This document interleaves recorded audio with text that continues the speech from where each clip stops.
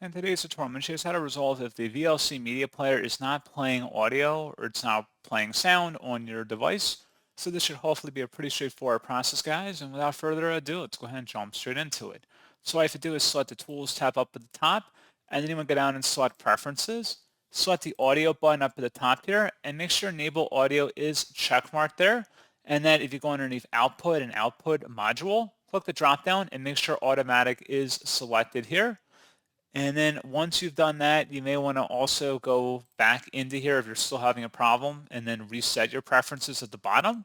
Select OK, and then you would need to relaunch VLC Media Player, and then hopefully your issue should be resolved. You may also want to check your system audio down here, make sure that's turned up too, and that's pretty much it.